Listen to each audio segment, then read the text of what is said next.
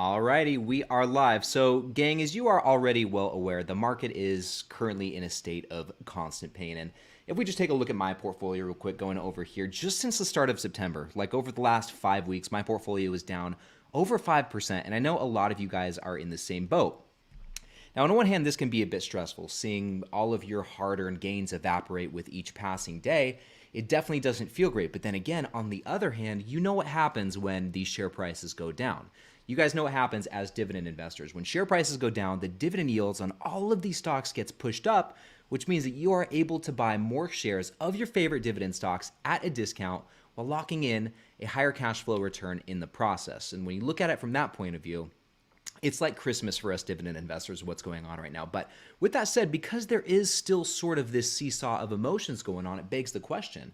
If we go over here, ultimately, this question right here, as a dividend investor, does the share price going up and down matter if the dividend isn't affected? And that's what we're going to be talking about in tonight's live stream. We are going to be trying to figure this out. Does it even matter if the share price goes down? But before we get into all of that, welcome to another Dividend Happy Hour. I'm so stoked to be back with you guys for another week. I was really looking forward to this tonight. And so I'm happy to be here with all of you guys. And let's kick it off the best way we know how with a quick cheers, okay? And I think this is going to be the official cheers from now on. Here's to the dividends that pay our bills and fund our thrills. May they continue to grow and flow endlessly. And also, here's to you guys. Thank you so much for joining me tonight. Cheers, cheers, cheers. And let me know a few things here in the live chat or in the comments below if you're watching the replay. Excuse me. Number one, what are you drinking tonight? What did you bring to sip on to the Dividend Happy Hour? Let me know. Number two, what did you buy this week? Which stock did you pick up in your portfolio? Tons of great deals out there, so I'm excited to see what you guys swooped up. And then number three, did anything cool happen in your guys' portfolio? Now, I'd imagine we're not hitting any like portfolio value milestones. Maybe we are. Who knows? But let me know. Did anything cool happen in your portfolio? Maybe you hit $10,000 of annual dividend income, or your first 1,000, or maybe you're bringing in $100 a month on average, or something like that. Anything cool like that, let me know about it in the live chat, and also let me know in the comments below if you're watching the replay. Now, as far as what I'm sipping on, guys, nothing crazy, nothing too exciting. It's just flavored water. It's really delicious, though. This is just one of those flavored water packets, and this one is Sonic, you know, the restaurant Sonic, the fast food restaurant. They've got this this stuff called ocean water, and so that's what this is, and it's really freaking good, really good. Honestly, it would pair very well with some tequila, but no, I'm just staying hydrated tonight. And also, too, I want to go through and give some shout-outs to you guys, just say hello to everyone. But before I do, you guys, I don't know if you saw it, but look at the pinned comment in the live chat. I mentioned something about the official rules so far to the Dividend Happy Hour drinking game, which we are making a thing. And I posted the rules to the Dividend Happy Hour drinking game in the description. So you guys check that out in the video description. And also, if you see any of these things happen or if any of these things pop up, you got to shout it out here in the live chat. And we got to play the Dividend Happy Hour drinking game. And so if you guys see any of these things if any of these things happen, and you'll see it's things like when I say not too shabby, when Peanut the cat makes an appearance, when I bring up KRC unprovoked, which none of this counts, by the way. When this stuff happens, you know, we gotta drink, I guess. So those are the rules so far, and I want to continue to add to this over time. And so if you guys have any suggestions as we go along, let me know your suggestions for more rules that we can add to this. You know, this little game. I'm open for suggestions, and I'll make something more legitimate at some point, like some sort of actual like cool PDF or something with the rules, but one thing at a time, I suppose. So anyway, guys, let me see who we got here. I see Luis, I see Chris, the Quags, what's going on? El Dynamico's in the building. Greetings from Westsac. Having my 5th cup of coffee. Wow, there you go. My man Anthony Jurgens in the building. We have Joyce. What's up, Joyce? My man Zal is in the building. Also, we got Miguel, Tommy, Lucas. What's up, Lucas? Greg, what's happening? All the way from New Zealand. Kevin is in the building with us. We got Kevin here tonight, guys. What a treat. Dr. Nubenstein in the flesh. And we got B Still Sounds. Suzuki Man, what is going on, man? We got Shizo Prod in the building as well. We got Nico. Who else we got? Ricky Tiki Tavi in the building. Will is here, Big Willie style. The ghost of Toby. Not Toby. Toby himself is not here. Just his ghost is standing in his representation. Burn Survivor, what is going on? We've got Mike, Big Mike in the building. Ivy, Blue Ivy. What's up, Blue Ivy? There's no blue there. I don't know why that was the first name that came to mind. Poison Ivy, maybe? Anyway, and we're doing nicknames now, by the way, guys. I'm giving you guys nicknames. So if you're a regular of the Dividend Happy Hour, I got to give you a nickname. So I think it's only fair.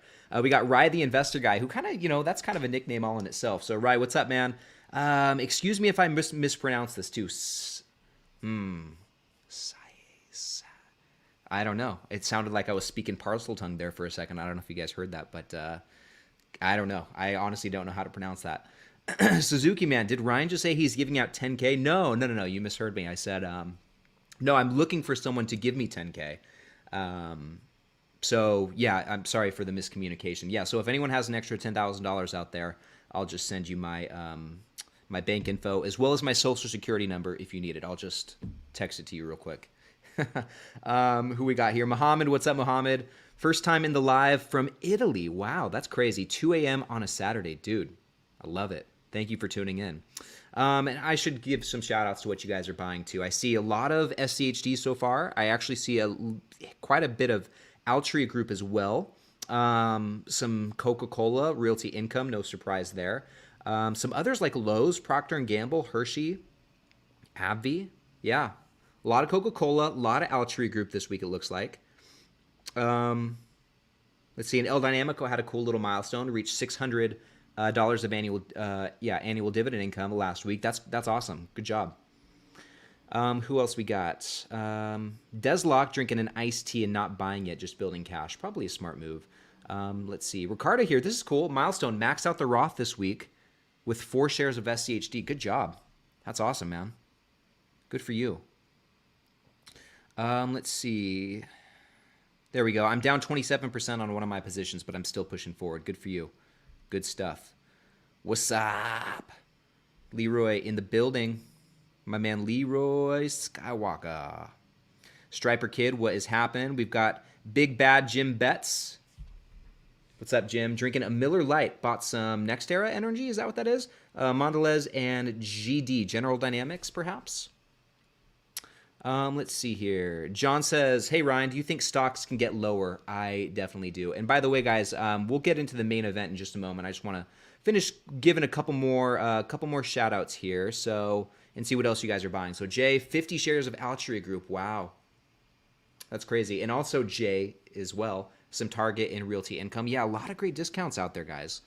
A lot of great discounts. Like I said in the title of the video, it is like Christmas for us dividend investors, but I think this is a pretty good segue into tonight's main event. And B Still Sounds real quick asked me right here, what did I buy real quick?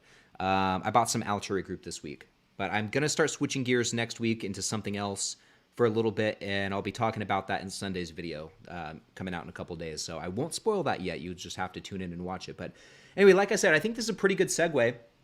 Going back to our original question here with all these discounts, as a dividend investor, does the share price going up, or rather in this case down, matter if the dividend isn't affected? And as you guys know, I mean, just like with most things, there are definitely two sides to this, as we kind of talked about at the beginning of the stream. Now, on one hand, it can be kind of discouraging to see the market value of your investments going down. It's almost like watching the money you have invested burst into flames right in front of your eyes or something like that. It's not, on the surface, it's not very pleasant. And in some cases, there may be stocks that you were seeing some pretty nice gains on that now over these last 5 weeks, as things have really come down, maybe now you're starting to see some things dip into the red, which obviously doesn't feel good. And I will tell you, this is the case for a handful of stocks in my portfolio right here. If we just take a look at some of my top losers for this last month, you can see that there's quite a handful of stocks there that I'm down over double digits just in the last 30 days. So like I said, guys, it doesn't feel good. It could be psychologically frustrating. It could be hard to stomach at times. And this definitely matters. In this case, it definitely matters. It doesn't feel good. And it's times like this that really do test your mettle as an investor and also test your conviction in the stocks that you're holding. And also, just so you know, I'm sure many of you do, but this is something that every investor has to go through. It's inevitable. If you plan to be an investor for a long period of time, you're just going to have to go through these different, I guess, seasons in the market. And one thing you need to ask yourself during these times, and one thing you need to identify when all these stocks are going down, is why? Why is the share price going down? Why are my holdings kind of sucking? I mean, is it caused by extraneous macro stuff? Or are there underlying issues with the company, like financial instability or some big change in the fundamental business that is causing the share price to decline? What is actually going on that is pushing the share price down? Is it just specific to my one holding or few holdings? Or is this something that's happening in the market as a whole? And if there are these underlying issues with the company, then that definitely matters. In that case, if the share price is going down, it definitely matters, because that ultimately, especially as it pertains to the dividend, because that ultimately could have an impact on the dividend. However, if you come to the conclusion that the reason that your stock or stocks are declining in share price is either overblown or doesn't have much to do with the company itself, then maybe the share price drop doesn't matter. And instead of looking at it as a thing to get concerned about, maybe it's something that's actually exciting. And instead you look at it as a good thing. So what do I mean by that? I mean, as dividend investors, our primary goal is to accumulate shares of these cash flowing assets to generate a reliable stream of dividend income that ideally grows over time. And as we've discussed, when share prices drop, the dividend yield of a stock increases, because the dividend yield is just the dividend payment per share divided by the current share price. So as the share price goes down, that's going to push the dividend yield up. Now, and this is assuming the dividend payout remains the same. There's no dividend cuts. Everything's good in that department. And this means that when share prices go down, we could potentially lock in a higher yield on our investment, which can lead to greater income over time.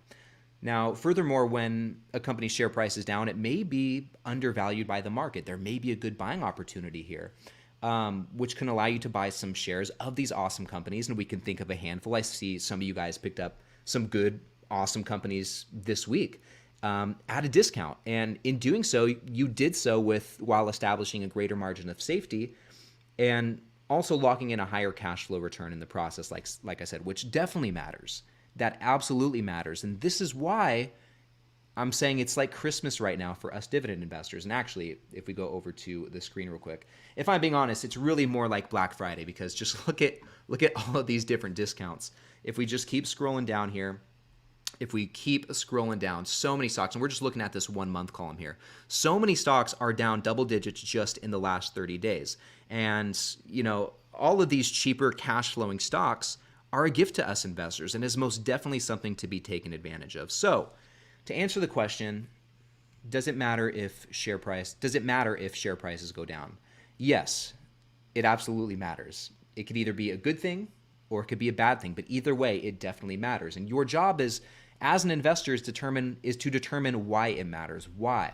Why is a very important question that you need to ask in investing. And there's so many different why questions you can come up with. Why is the share price going down? Why is that a good thing? Why is that a bad thing? Why is the gross profit margin compressing over time? Why is the dividend yield or the dividend payment being cut? There's so many whys. So your job as an investor is to determine why things are happening. And that will tell you why it matters. Is it a bad thing and maybe you miscalculated your investment, or is it a good thing? And there's an opportunity to better your position. That's what you need to figure out. But anyway, guys, I want to put it back on you, and I want to ask you, go over here, which discounted stocks are you looking to add to right now? I would be very curious to know. Well, I mean, I saw some of it, but let me actually rephrase this question. Are there any stocks not currently in your portfolio that are starting to look interesting to you? Ones that you could see yourself adding to either right now, or if things keep trending in the direction that they have and share prices keep coming down even more, which I think could definitely be the case. But, the market's crazy. Really anything could happen. But yeah, I could see things continuing to go down. So with that said, is there anything interesting out there that you guys are maybe considering adding to your portfolio that you don't already have? Let me know that in the live chat. Also, let me know in the comments below if you're watching the replay. So, and I want to put some of these on the screen. I see some really good answers right here. So Suzuki Man looking to add more Pepsi. Okay. Yvonne says Lockheed Martin, great choice. James VAC, very nice. Shane, Realty Income might add. Okay, love it. Luis says would love for Lowe's to go down a bit lower. His average cost is $194. Yeah, that's about where mine is, and it seems like Michael here shares that same sentiment. Lowe's would be a good one. Chris Lowe's is cool. Home Depot for sure. Kama here says PLD, ADP, and AMT. Nice. Nice picks. Excuse me. Lucas, Estee Lauder, and McDonald's. Very nice. We got Zach says Texas Roadhouse. Cool. That's a great one. Shaw Dog, Starbucks. Yep. Love Starbucks. In the 80s looks good. I agree. Anthony says McDonald's. Let's see. McVeigh, the prices go down when interest rates go up. People are moving their money into high rate bank accounts. I know that. You know, and it's actually funny too. One of the, I don't know if funny is the right word, but one thing that's starting to happen a lot is I'll get, one of the most comments that I'm getting these days is, why should I invest in stocks when these basically risk-free high yield bank accounts are paying you pretty much the same yield or actually a better yield? It is a pretty fair question. Like, why would you put your money in stocks that seem to be going down right now when you can get a similar yield and not have to worry about the principal moving in a negative direction by just investing in a high yield savings account? And I will say, like, in the short term or the medium term, when interest rates are, you know, on the up and up right now, not a bad place to park your money, these high yield savings account. But, you know, with stocks, you still get to benefit from potential share price appreciation, which, you know, a lot of stocks are down right now, but there's also some that are not. Like if we go back over, let me go back over here. Yeah, okay, you guys can see that. So if we go back over here, one example of one that is certainly not is Williams-Sonoma, who is up 8% in the last 30 days. Guys, this stock has been absolutely crushing it for me. I've only owned this for the last couple months now, or a few months now, and I'm up, I think, close to 20% at this point. So, you know, you miss out on those sort of things potentially happening if you just stick to high yield savings accounts. Plus, from a long-term perspective, you don't get to benefit from the dividend growth. So, you know, a lot of these companies, ideally, you're investing in companies that increase their dividend over the years. And if you just have your money parked in high yield savings accounts and just plan to rock with that for a long period of time, then you miss out on that as well. So anyway, enough rambling. Let's keep going. Christian said, I just started a position in McDonald's finally.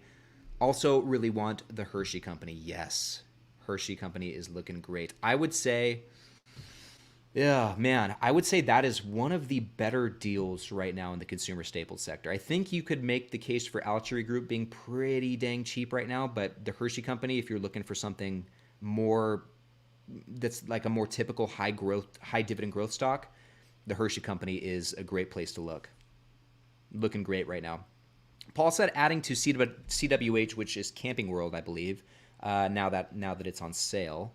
Let's see, Saez, C-A, oh, I'm so sorry I can't pronounce your name correctly. Saez, I don't know. I want to give you a nickname too. I just don't know where to go with this. But anyway, they're picking up American Tower, and I'm super sorry. Like, if you can help me with the pronunciation, I would appreciate that because I want to get it right. American Tower, Crown Castle, and McDonald's. Okay, nice, interesting. Let's see, Jay, looking at Coca-Cola, Lowe's, and Lockheed Martin. Great choices. Rye says, I'm looking to add OZK, which is Bank of the Ozarks, I think. I currently have cash secured puts on the company. Okay, nice. The Greg here says Toronto Dominion. Very nice. JP says ARE. Did you mean to say like, well, I don't know. What is ARE? Is that a REIT? It looks familiar, but I can't. Alexandria Real Estate, is that what it is? The ticker's familiar. I just can't place it with the company. And then Crown Castle. Dung says Pepsi. Very nice. Kevin, Possible Openers, Texas Instruments. UGI, which is, man, yeah, those dividend stats are looking pretty juicy right now. I think near 8% yield. Pretty nice dividend growth rate as well. And then also Key Corp right here. So Ibrahim, probably STZ, which is Constellation Brands. Is that what that is? A lot of tickers to remember, guys. Mario, Enbridge, Toronto Dominion, Coca-Cola. Jeff also going with Hershey Company. Ivy says reopening a position in Starbucks, waiting for it to go below 90. Okay, nice. Greg, Toronto Dominion. Ricky Tiki Tavi's looking at Pepsi. Added about 10 shares of Coca-Cola. Nice. Vinny Chase. Any Entourage fans out there? Which I don't know if you guys can see it. Right there, that poster. Right there, that's Entourage. Love Entourage. Any Entourage fans out there, by the way? I'm curious. And I'm just now getting caught up in the chat. I scrolled way down, guys. I want to hear what you guys have to say about Entourage, if anything. Uh-oh, this is interesting. Really? SSTK. So, Zal, you're liking Shutterstock? Let me know what you think about that one. I don't think we've had the chance to actually talk about it. But yeah, let me know what you think about Shutterstock. Let's see here. I'm going to scroll back up in the... Oh, this is cool. Kyle, I watch every week, but first time making it while you were live. That's awesome, man. I'm happy to see you in here. Thank you for tuning in. Let's see.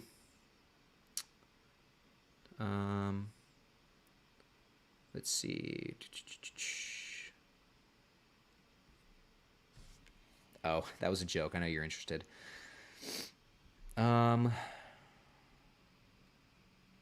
Let's see. What did I miss?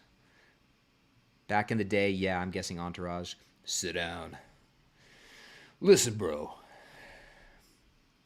If I was you, I'd go with the blue Fatsanam. It says, hello, I'm here, and I'm doing fine without you.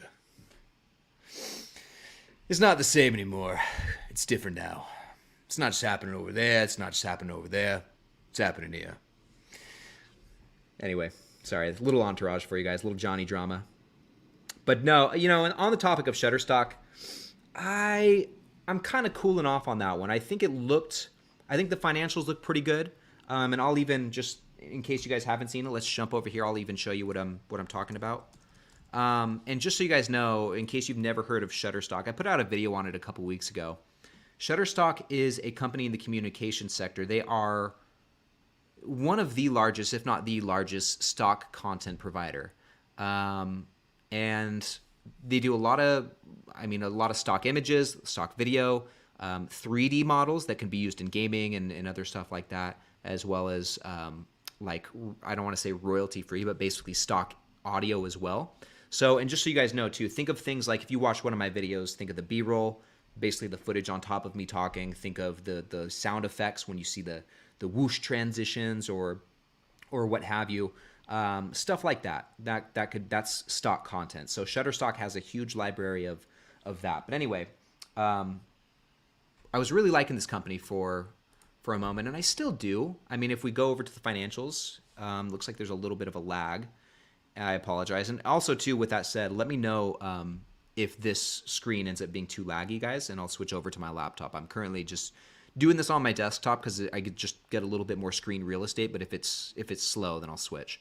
But anyway, looking at Shutterstock's revenue, we can see a very nice upward trajectory there. So the sales are growing, profitability is growing, or gross profit is growing along with that. And I think their margins are maybe expanding as well. It's about steady, but still very high margins, right? 61.5%, about 60% and above, very consistently. So that's good to see. Furthermore, if we scroll down to the bottom line, looking at the net income, this is going up over time as well. Okay, so that's great to see as we continue to go down the line.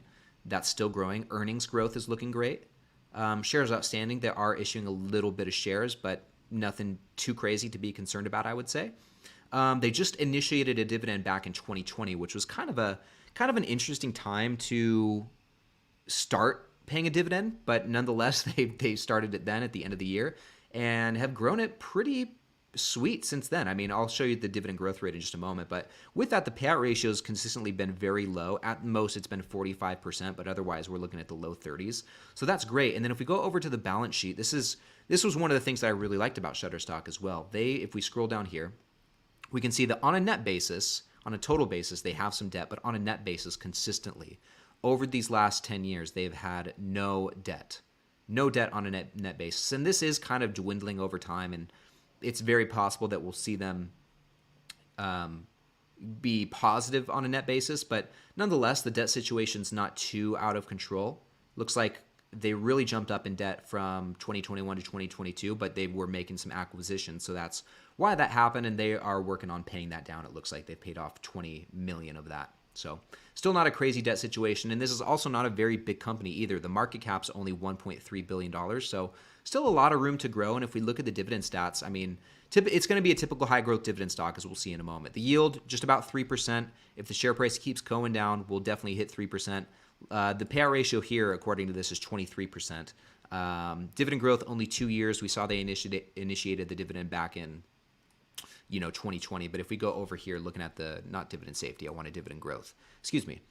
If we look at the dividend growth CAGR since they started paying the dividend, okay, so 3 years ago, look at that, 27.25% for the 3-year dividend growth CAGR. Now we'll see what happens over these next couple of years as they continue to pay that, and they certainly have the capacity to continue paying and growing that dividend.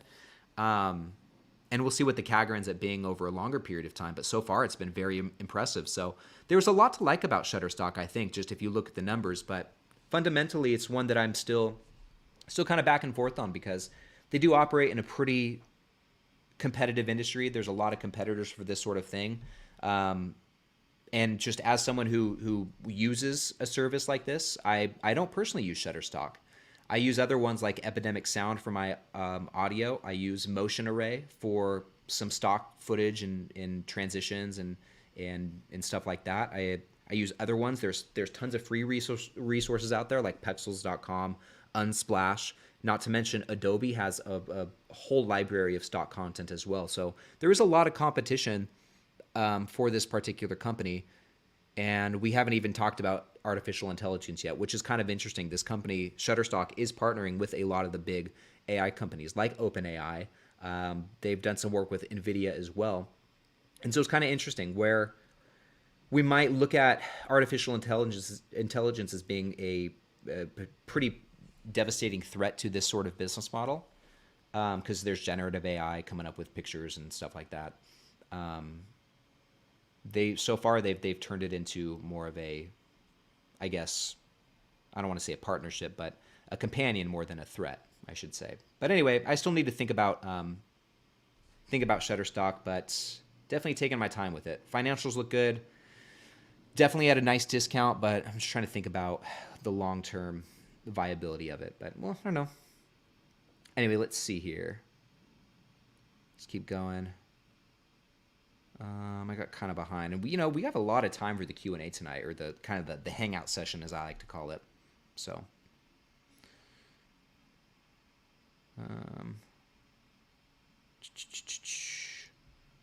let's see. Drip account. So, okay. Adding to Bank of America. Time to give oil equities a look. Okay.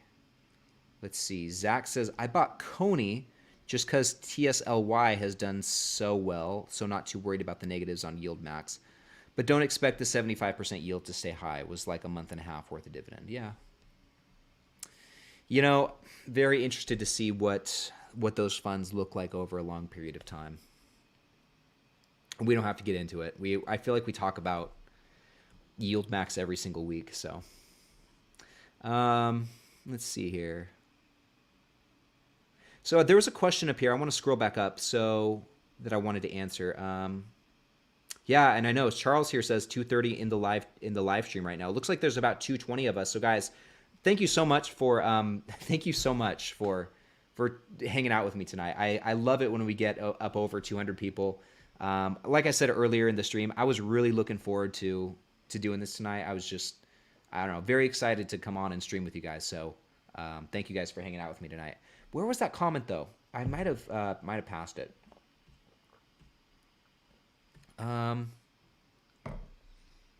Bear with me a sec, guys. Sorry. Let's see.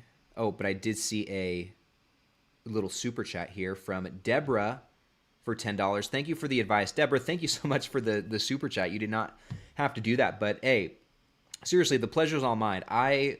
I look forward to doing these live streams so much every week. I can confidently say this is one of the highlights of my week. And I'm actually working, while we're on the subject, I'm actually working on an idea that I have to start doing more live streams. And I don't want to reveal too much yet because I'm still workshopping the idea. But there's something that I want to try, and I'm hoping that I can start it maybe in November. Maybe I'll just try the thing for November, but this live stream is going to be a much more frequent thing than the Dividend Happy Hour. I'm hoping to do a very regular live stream, like I'm talking like 5 days a week. Just do a daily stream And like I said, I'm not going to give away too many details yet because I'm still workshopping the idea. But I have a really cool, what I think could be a really cool concept. It's either going to be cool or it's going to be super lame. But either way, I want to try it out for a month, and I think I want to start doing it in November. Do it for the whole month of November and see how it's received and see how you guys like it, and then kind of go from there. But I just want you to know I've got some other additional things in the works as it pertains to doing these live streams because I really enjoy it. I really enjoy it. It's one of my favorite things when it comes to making these videos. So, but where was that freaking comment? There was a question about, gosh, guys, I'm sorry too. There was a question about how many stocks one should have in the portfolio, and I know I'm close to it. I know I'm close. Gosh, it's if I honestly can't find it, then I'll just keep it moving. But I really wanted to come back to this. So, I'm sorry, guys.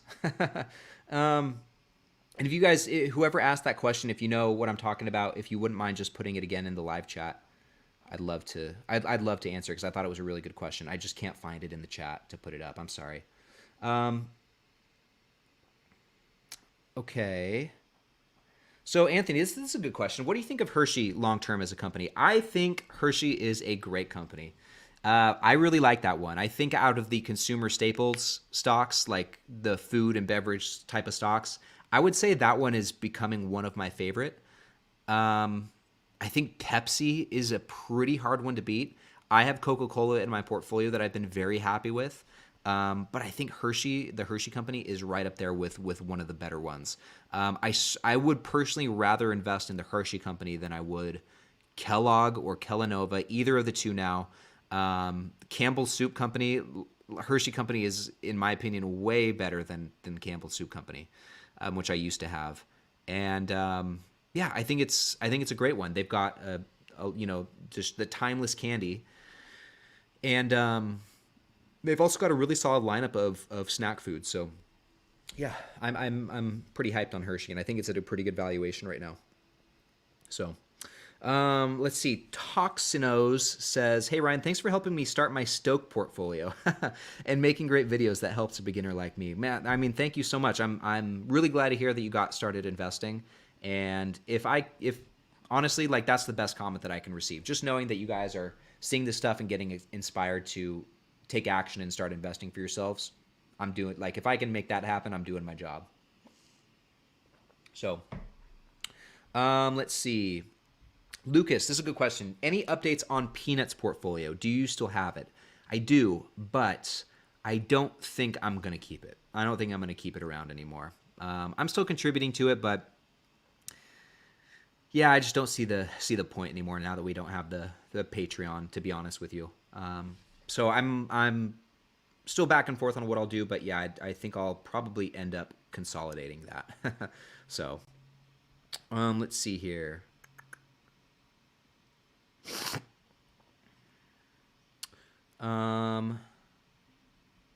So, okay, this is on the topic of the live stream idea I was talking about. I'll tell you a little bit more about it, okay? Because I am really excited about it. So, I don't know exactly what will be featured in the stream. But I'm planning to do it in the morning, my time, like soon after the market opens. Luis, I think are you in Mexico, I believe?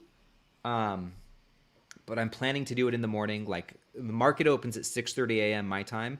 I am thinking about starting it at about 7 a.m., possibly 7:30 a.m. my time, so 30 minutes or an hour after the market opens, and just hopping on and seeing what's going on, covering some various things, doing some more of this, a little hanging out, and doing that Monday through Friday. Like I said, I want to try it out, and there's more to the concept besides what I just shared. I want to try it out because I think it could be fun, and we'll see what happens. But yeah, I think I'm going to keep workshopping it and kind of mapping it out in my head and seeing what it's all going to look like. But I think we'll start in November and do this, kind of execute on this idea through the entire month and just see what happens, see how it's received, and see if there's something viable there, and just kind of go from there. So I want to keep trying new things. I don't want to get complacent with this. I don't want the content to be boring. I don't want to, I just have all these ideas, different ideas on things to do. So I want to try them out and see what sticks and see what you guys are into. So anyway, El Dynamico. So I will be adding the daily stream to my daily routines, and that's honestly that's what I want. That's what I want to happen. And it's not going to be this idea. It's not going to be like a full hour every single day either, like we do with these happy hours. It'll be a bit more condensed. Still, decent length. I'm thinking maybe between 20 and 30 minutes. But yeah. Anyway, maybe I'll share more details as I have them. But yeah, like I said, I'm still chewing on the idea and still workshopping it to figure out how I can make it both consistent and also entertaining at the same time. So, okay, so this is a good question. If you could answer, I want another stock with a high dividend and high possibility of growth. I got Microsoft and Apple, but I want other suggestions. So, a stock with a high dividend, I'm thinking you mean high dividend yield, right? And a high possibility of growth. So I can give you a few examples of some stocks that have high dividend yields and also have high dividend growth. Gosh, I'm actually doing a video on this next week. So I'll give you a couple examples. I don't want to spoil all of them because I'm literally going to be talking about this next week. AbbVie is one to look at. I think T. Rowe Price is another really good one to look at. And I'll give you one more. Goodness gracious, what's another one? You guys help me out here. Give me a third one. Give me a third one that's a high yield. Okay, we're talking high yield above 4% and a dividend growth rate above 10%. High yield and high growth. Okay, American Tower Corporation or Vici Properties. Leave it at those. Let's see here.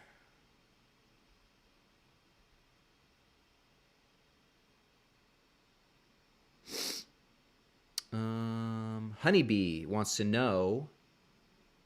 Actually, yeah, I'll answer this one, that I got to go back to Dan. So, do you think stocks will drop further? Yeah, I would not be surprised if stocks drop further. And I'm no Nostradamus. I don't know what's going to happen.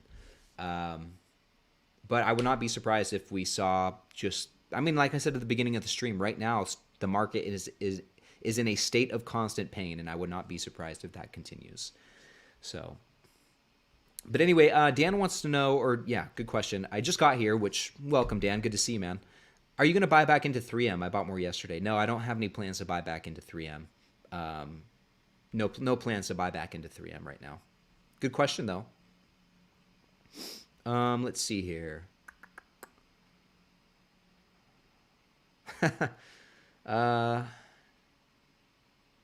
Yeah, okay. You guys seem pretty receptive to the morning live stream. That's awesome. And there's a component to this that I have not shared that I think is going to be really cool. Hopefully, it's either going to make it really cool, or it's going to make it just like super lame. But I don't want to spoil what that is. So you guys are just going to have to stay tuned for that. But cool. I'm glad that you guys are in general, open to the idea of a Monday through Friday live stream. So let's see. Yeah. Okay. So Jim, I'm actually really glad that you brought this up. So this is okay. So I've been seeing this too, and actually Russ, Harris, and myself were talking about this yesterday. Good article in Barron saying that the concerns for the weight loss drug like Ozempic and I don't remember the names of the other ones affecting junk food stocks are overblown. So in case you guys have not kept up with this particular news, there are certain pharmaceutical drugs that I think were initially intended for diabetics, like Ozempic, that's the one that keeps coming to mind. But there's a few different ones out there like it that people started using as these weight loss drugs, and so these pharmaceutical companies, I think, are now pivoting with them, or maybe coming out with other versions that are specifically like intended to be weight loss drugs, and so. Some speculation has come out that these drugs these magic pills will result in people consuming less junk food. And like I said, Harris, Russ, and myself, we were talking about this the other day or yesterday, and I had a few thoughts on this. So, and who knows? Like, I could be wrong, but outside of, and I've talked about this before, but outside of investing and stuff, I'm very into health and fitness, and that's been a huge part of my life for the last like dozen years at this point. And so, and I'm pretty deep in it, and I feel like I've got a pretty good understanding of the psychology of people who are also into this stuff or looking to get into this stuff or are thinking about this stuff. And one thing that has been true for much longer than I've been interested in this stuff, for a long period of time, and is the idea of basically people want a quick fix. When it comes to working out, it's a hard thing to keep up with because it doesn't feel good. Working out, going and running on the treadmill or lifting weights, it hurts. It doesn't feel good. You're sore the next day. It's time that you would rather spend doing other things. And the same is true when it comes to dieting and eating right and basically, I guess, losing weight and being, shedding those pounds like the old-fashioned way, or rather the way that you do it, right? So people are always looking for the quick fix, the magic pill, the thing that's going to make it so you don't have to do those things and still lose weight. That's in a lot of cases that's where the supplement industry came to be such a big industry, multi-billion dollar industry, and has grown so much over the last couple of decades as well. It's the same thing in there. A lot of these supplement companies come out with fat burners and thermogenics, a lot of things that supposedly are supposed to help, and also like natural test boosters, which don't really work, I don't think, but a lot of these different magic pills to try and get this sort of same result. So people are always looking for this sort of thing, always looking for this magic pill. But when it comes to consuming junk food, here's my thought. My thought is that, or consuming less junk food as a result of these now magic pills. My thought is that it's possible, and this happens a lot of times too, where people will go work out, they'll pay their dues, and then they'll reward themselves with that, whatever it is. For me, sometimes it's In-N-Out Burger. For other people, it could be other things. Some other, just think of some sort of junk food, whatever your favorite junk food is that you would use to reward yourself after a workout. And mentally you justify it by saying, I worked out, I burned calories, so it's like it kind of cancels each other out. That's kind of how you justify it. So I think the same thing will happen with a lot of these people who are taking these weight loss drugs. And I could be wrong on all this, by the way. This is just me thinking out loud. But I think the same thing will happen with a lot of people who take these weight loss drugs. They will think, I'm taking this pill, it's going to help me lose weight, so, I don't have to rely as much on dieting. I can more or less just kind of eat whatever I want, or rather, eat the same way that I have been. Because, and once again, guys, thinking out loud, I would imagine that a lot of the people who turn to the weight loss drugs and use those to try and rely on those to lose weight, those are not people who want to go to the gym or want to diet or want to make the necessary lifestyle changes that would get those sort of results for them without the pill. They're not willing to do those things, hence the pill. So they're not willing to do those things, but they'll do this, and they'll do this and not change the things that they need to change that would mitigate the need for the pill in the first place. Does that all make sense? I know that was a very roundabout way of talking about that, but all of that is to say, I don't think that this will make people eat less junk food. It probably will make them eat the same amount. Potentially could lead to them eating more because they now have a way to justify it with this magic pill. I don't know. We'll see what happens, but not something I'm personally too concerned about. So, this is awesome. Ryan, keep up the good work. Just subbed a week ago, and have been binge watching your channel. Man, that's awesome. That's awesome, Logan. Thank you so much, man. I'm really glad to hear you're enjoying the videos. I think this is the first time. I'm not even joking. I think this is the first time that someone has said that I've binge watched your videos, which I almost want to apologize because I just don't know how you could stand that much cringe. But anyway, thank you, I guess is what I'm trying to say. Let's see. Okay, let's check this out here. So Kelvin, hey Ryan, why invest in individual consumer staples when IYK has much better stats? I don't know that I'm familiar with IYK. Let me look that up. Okay, so it's a consumer staples ETF. Those are some very nice stats, actually. Wow, let me put this on the screen, guys. See that? So IYK, iShares US Consumer Staples ETF, 2.84% yield, very nice 5-year growth rate of 12.14%. I want to go over here. So can we zoom out? Yeah, that's nice. That's looking pretty good. What are the holdings? Yeah, very nice.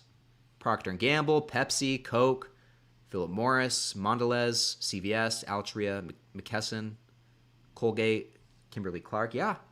Yeah, I mean, this seems like this is a good route to go. I mean, you get have to pay a 0.4% expense ratio, which I think is a bit high for just a consumer staples ETF. But I mean, what's JEPI's? Isn't JEPI 0.3?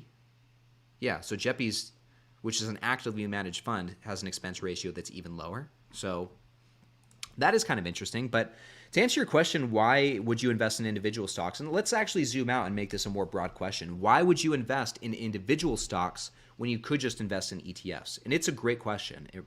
It is a good question, and it's one that's hotly debated, I think, in the community here. And so it's just a matter of preference, and I'll try and explain that. So when it comes to investing, like, one of the most important questions that you need to ask yourself when starting out or as you go throughout this investing journey is how involved do you want to be in your portfolio? How much time do you want to spend on this stuff?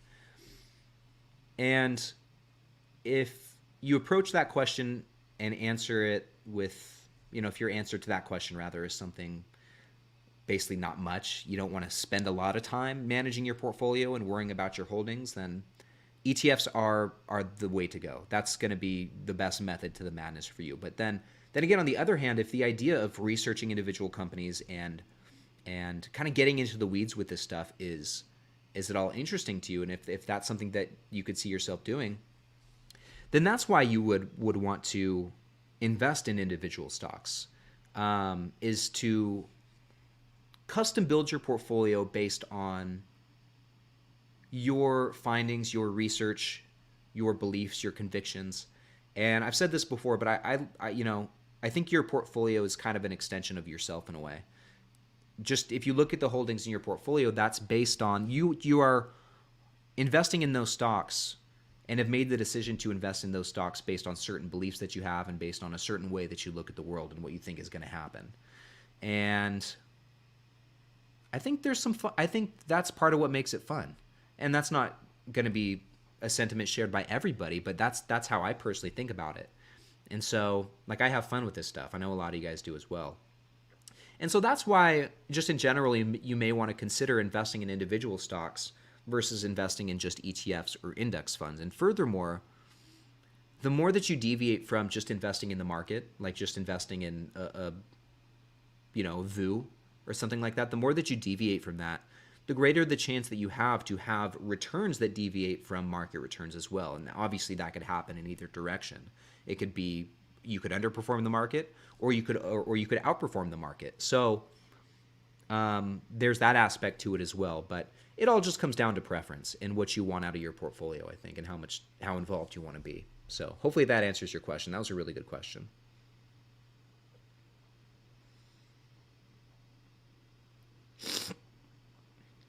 Let's see. And excuse me, guys, that was not a pleasant sound. That sniffle.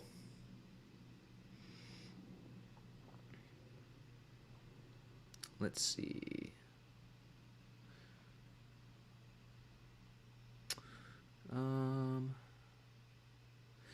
Yeah, so Chris says I disagree, but I'm a gym rat. So I'm the same way. Like I personally really enjoy going to the gym.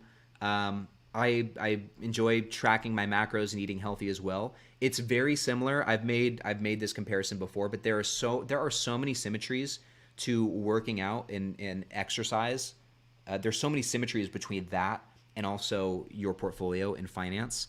And just to give you like one example, think of dieting as like budgeting, right?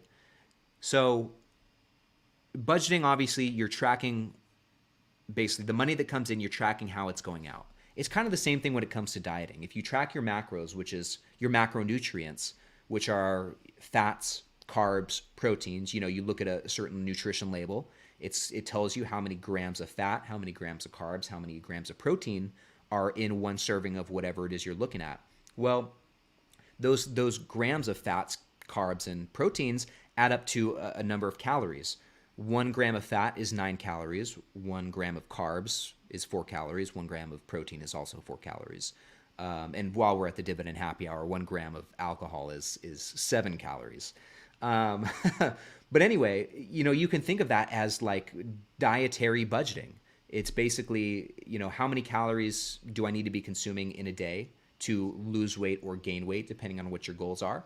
And over a period of time, if you're eating in a caloric surplus, so your calories are above what you need to maintain your body weight, over time, your weight will go up. If you are eating less calories over a period of time than you need to maintain that body weight, then your weight will come down. And so this caloric intake is kind of your target number, and then you can budget that. How you get to that number, you can budget that with various types of various numbers of breakdowns of fat, carbs, and protein. So that's just one way that there's symmetry between the two. Dietary budgeting. So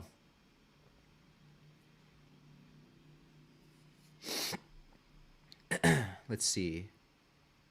Let's keep going. Sorry, I don't mean to go on a tangent on this fitness stuff, and I'm like 10 minutes behind in the chat right now. But yeah, I'm pretty into this stuff. Like I said, I like talking about it. So, um,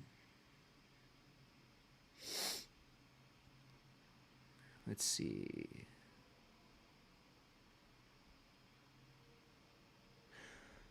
Luke, let's keep going. Yeah, Josh. So TSLY and NVDY, huh? Yeah. Oh, this is a good question. So you had Rollins on the watch list for a while. What would make you buy it? So I still have Rollins on the watch list. I love that company. I love Rollins. It's the price right now, though. This is um, this is kind of one of those like Costco, where it seems to always trade at a premium. I mean, if we just look at the relative valuation, the PE ratio is objectively high, 41.57. Not that that really means anything, but it's higher than definitely higher than some other stocks out there. But anyway, I think Rollins is kind of like a Costco, where to me it looks like such a good company, but it just never seems to be trading at the right price. And it's been a really great compounder. If we look at the 10-year share price return, guys, it's up like 360%. And this is not, I mean, I guess it is kind of getting to be a big company. It's $17 billion market cap. But, I mean, just look at the financials real quick. Really solid revenue growth, really solid profit growth as well. And I believe their margins are expanding a little bit. Yeah, slowly but surely. 49% 10 years ago, slowly expanding, getting up there to about 52%. So this is going up over time. Staying steady to say the very least. And also, if we continue down the line, their operating margins expanding as well. So I really like a lot about this company. And look, guys, the net income margin's expanding, going from 9% to 13.6%. So, in general, there's just a lot to love about this company, I think. And if we look at the dividend stats, yield's a bit low, 1.5%. Payout ratio, okay, 61 and a quarter. 5-year growth rate's really nice, 17%. The dividend growth history is not that long, 2 years, but they've been paying a dividend for quite a while, so 33 straight years. And it looks like these are maybe some special dividends. And this is interesting. I'm just now seeing this for the first time. This looks like a new way that Seeking Alpha is, hopefully it's not glitching, guys. I'm sorry if it is. But yeah, let me know if the screen glitches because, like I said, I'm doing this on my desktop. Just so you guys know the setup too, camera is plugged into my laptop, which is right here because my iMac's too old to do that. And I have this, what you're seeing when I'm showing Seeking Alpha, that's coming from my desktop. So I don't know if there's a lag. It looks laggy on my end, but maybe that's not the case for you guys. I'm very curious to know, just actually like for my own just peace of mind, I suppose, when doing this. Is there a lag or is it just on my end? Like I want to know.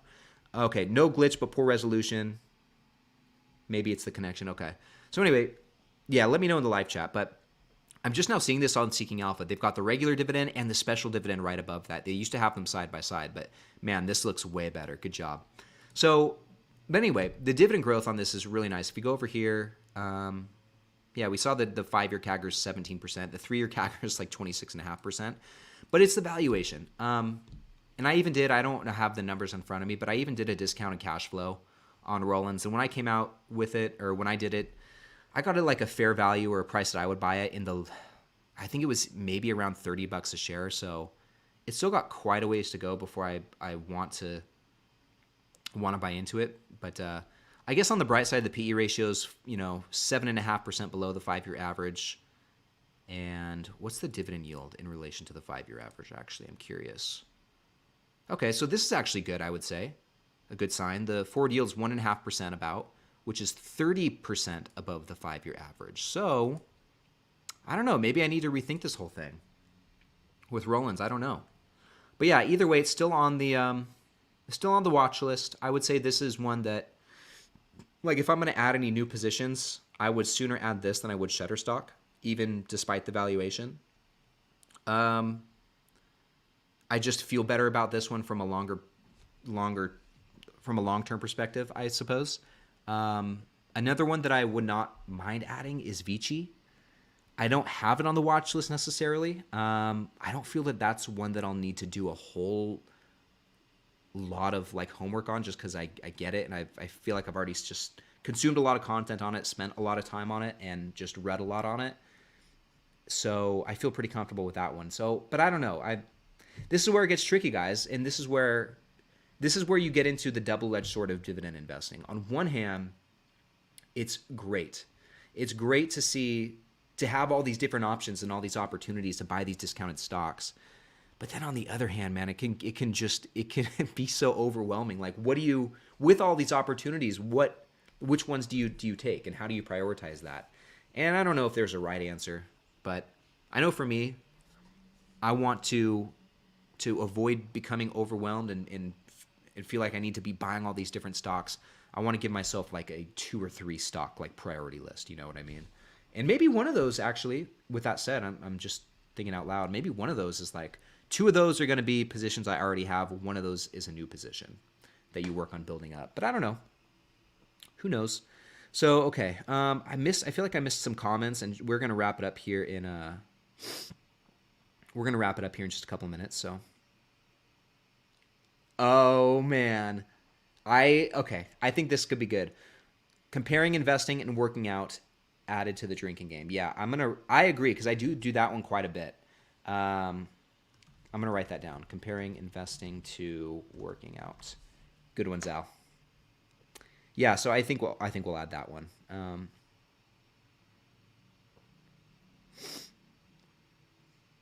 Let's see.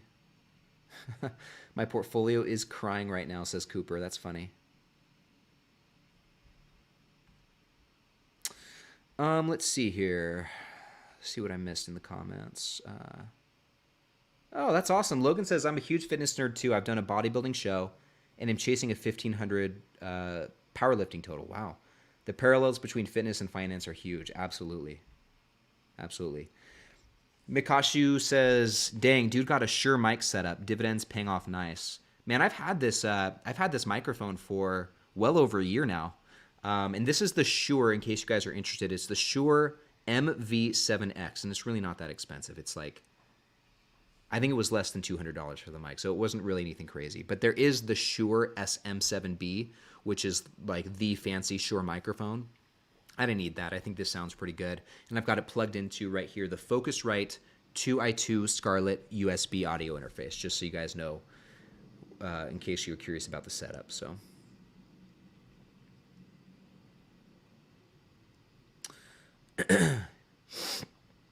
let's see. Uh-oh.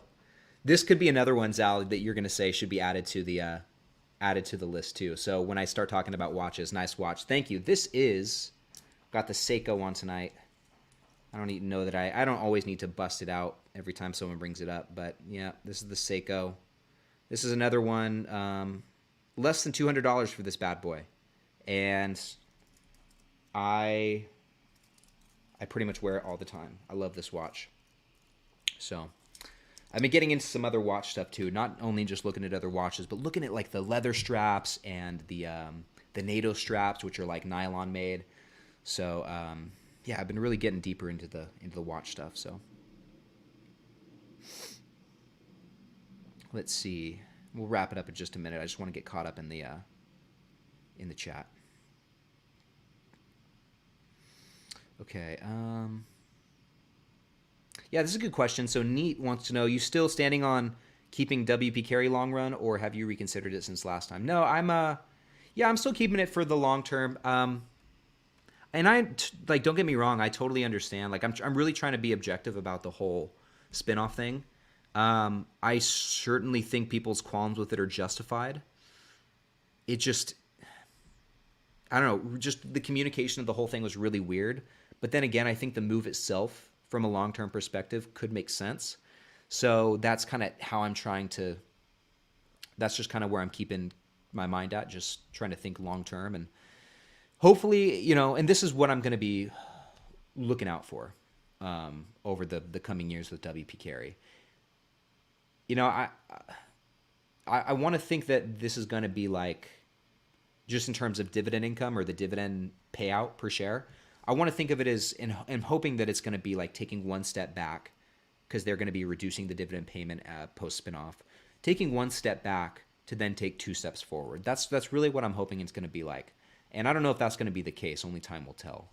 But it does seem that that is their intent, to hopefully unlock more shareholder value, which means unlock more growth for the company by making this move. And so if that ends up coming to fruition and that ends up being the case, then I'm hoping that a higher degree of dividend growth will follow. So that's kind of what I'm banking on and what I'm kind of hanging in there to find out. So Striper says, Ryan, you never drink alcohol during these live chats. We would all love to see you disintegrate slowly during the podcast as your audience. That's not true. I have margaritas from time to time, but the truth is I definitely notice myself getting, and maybe it's just me, but I definitely notice myself not being as sharp when I do have the margaritas during the stream. And I enjoy it. It's fun. It's the Dividend happy hour. But, I want to keep it sharp for the most part. I definitely notice a difference in my presentation and how sharp I am doing this when I drink on these streams. But, sometimes it's fun. Sometimes it's fun to just throw one back. And at the same time, I don't feel like having alcohol every single week. So it just kind of depends on how I feel too. But, maybe I'll have one next week. Shoot me a comment next week. And next Friday, when I put it out in the community post, Striper Kid, shoot me a comment and remind me that I said I would have a margarita this week, and maybe I'll do it. So,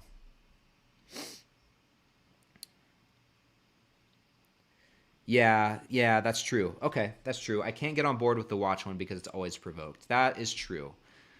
I won't ever. Yeah, that's a good point. And that's the thing. That's part of the rules when it comes to like showing the books or bringing up KRC. It has to be something unprovoked.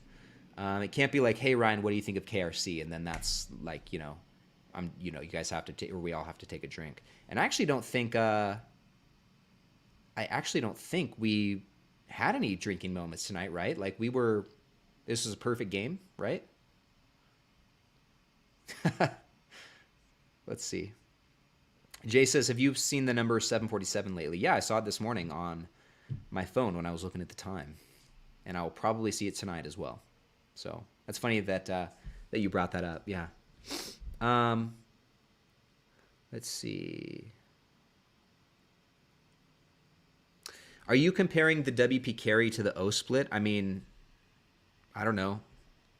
There are some similarities between the two, but the difference is when Realty Income spun off the office properties, they didn't reduce the dividend, whereas WP Carey is. So there's comparisons, but it's not like the same exact thing, no. So is that something is making you decide? I don't understand this question, but in a nutshell, with this one, am I comparing WP Carey to the O split? In a way, but it's like I said, there's definitely similarities between the two, but it's not 100% the same thing. So, yeah, this is interesting too. So, I watched that video. Dividend Bull was so mad at WP Carey that he sold it all at a loss, and I get it. Like, I really do. And gosh, this is something I've been thinking about. You know, when you if you read articles, if you watch videos, if you spend any time just as a member of this community, you'll come to learn that the general rule of thumb when it comes to selling stocks, like if you ask someone, when do you sell a stock? One of the things that 90% of people will say, one of the reasons that they will sell a stock is if they cut the dividend. And it's just no more nuance than that. It's like if they reduce the dividend at all, that stock is out. And I used to think that too. And on the surface, it does make sense. You don't want your income to be going down over time, and you don't want to be holding stocks that, I guess, consistently let you down in that way. But as I'm I guess gaining more experience as an investor, and as I'm in this for a longer period of time, not just with this particular subject, but so many things. There is so much gray area. There's so much nuance to a lot of this stuff that there really is no, I think, black and white. There really is no blanket rule of thumb when it comes to stuff like this. I understand why Dividend Bull was mad at WP Carey. A lot of people were. And a lot of people sold strictly because the company cut the dividend. Others sold it because they decided they could no longer trust the management, which is respectable. Like I said, I'm trying to be objective about this whole thing, and I understand where a lot of people are coming from. I'm looking at it a little bit of a different way. I'm only 30 years old.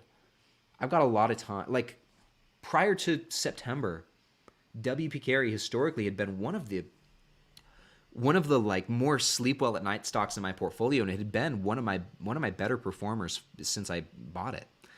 And I know past performance doesn't guarantee future returns. I get it. I get it. The past is not the future. Anything could happen. It's a constantly fluid situation.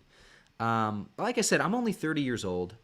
I will not be living off these dividends for at least another year, right? No, all joking aside, at least for, another decade and a half, maybe even a couple. Who knows? Who knows what the future holds?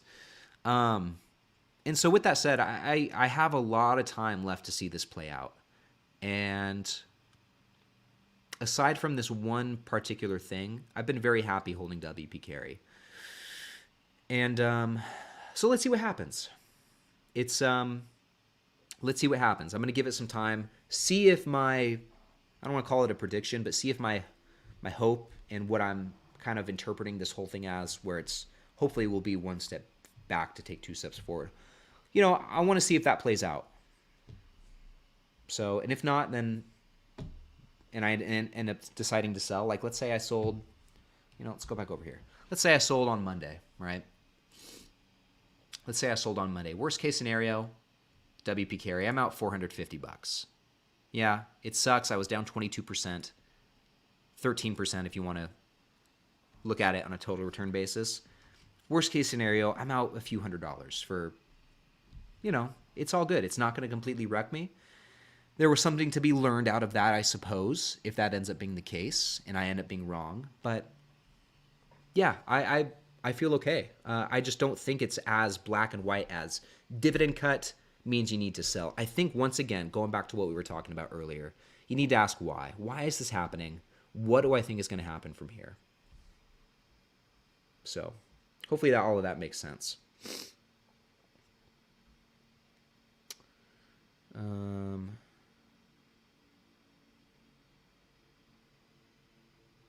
Let's see. Anyway, guys, I'm just catching up in the chat now, and I think we're gonna wrap it up. But I want to, yeah,